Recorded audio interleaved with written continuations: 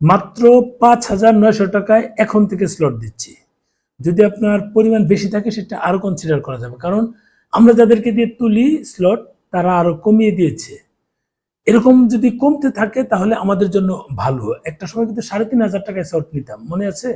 3,500 টাকায় স্লট নিয়েছিলাম, সেটা জুলাইয়ের দিকে। এরপর যে বাড়া শুরু হলো, আর তো মানে সেটা অনেক দূর চলে গেল, 10, 12, 14,000 চলে গেল। এই রেটটা আবারও আসবে সেভাবে আমরা প্রত্যাশা করছি। এই 5,900 টাকাটা হচ্ছে আপনাদের 5টা, 6টা, 7টা ফাইল দেন, সেটা আমরা আর একটু কমিয়ে দিব, সমস্যা নেই।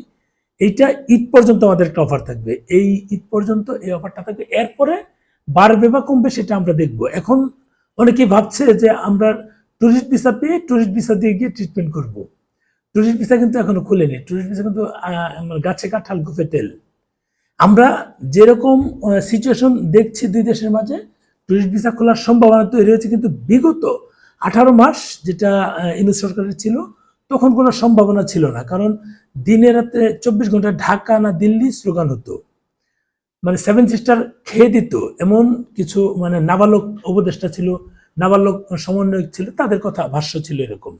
তারা কিছু করতে না পারুক, একটা গরম করে রাখতো। গরম করে রাখার কারণ একটাই, তাদেরকে যদি গরম রাখা না হয়, তারা যদি গরম না থাকে তাহলে তাদের ডিমান্ড কমে যাবে। যদিও ডিমান্ড এমনিতেই কমে গিয়েছে, কারণ তাদের যে বাটপারি, তাদের যে ছলচাতুরি, তাদের যে টাকা কামানোর মানে ধান্দা করার যে মেশিন, সেগুলো জনগণ জাতি এখন বুঝে গিয়েছে।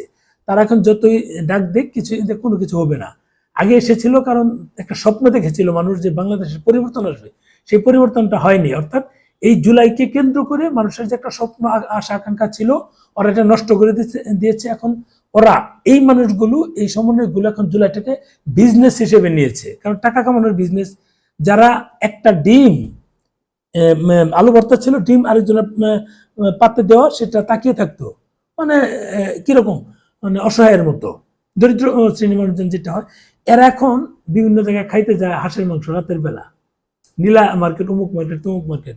এরা হচ্ছে এখন ব্যবসায়ী। জুলাই এদের ইনকাম ছিল না 1 টাকা, এখন এদের সরকার যখন রিটার্ন দেয় লক্ষ লক্ষ টাকা, ব্যবসা বিভিন্ন কিছু। আর তো স্টুডেন্ট কিভাবে ব্যবসা করে, আমরা এতদিন যাবত ব্যবসা করে কিছু করতে পারি না। যাই হোক, সেটা অন্য প্রসঙ্গ। এখন ওই সময় বাজে অবস্থা ছিল, সেটা এখন কমেছে। এখন যেহেতু কমেছে, আমরা প্রত্যাশা করছি ইনশাল্লাহ আমাদের যে নতুন সরকার আসছে, যেহেতু এটা মানে গণতান্ত্রিক সরকার, সে অনুযায়ী কিভাবে গণতান্ত্রিক হয়েছে সেটা আমরা প্রসঙ্গ তুলব না, কারণ 13, 18, 23 একটা ছিল, সেটা প্রসঙ্গ আমরা না নেই। জাস্ট এখন ওই সময় আমরা গণতন্ত্রই বলতাম, এখনো গণতন্ত্রই বলছি সাংবিধানিকভাবে, যেন এটা, কারণ এর আগেটা তো আরো খারাপ ছিল, তার চেয়ে তো ভালো 18 মাস।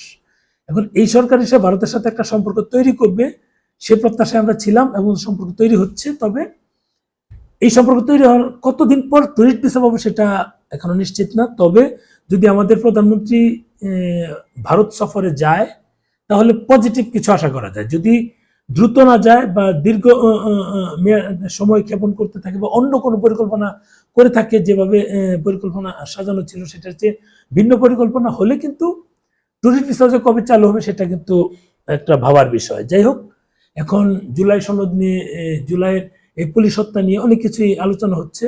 এগুলো নিয়ে যদি তারা দ্বিধাদ্বন্দ্বে থাকে বা সঠিক সিদ্ধান্ত নিতে না পারে, তাহলে তোমার ভিন্ন ধরনের কিছু হয়ে যেতে পারে। সেটা মানে সোজা কথা, টুরিস্ট ভিসা যে আমরা এই মাসে পেয়ে যাব সেটা প্রত্যাশা করিও না, আবার চাইলে কিন্তু এই মাসে হয়ে যেতে পারে, সেটাও আমরা চিন্তা করতে পারি। এ মাসে হয়ে যেতে পারে, আবার নাও হতে পারে।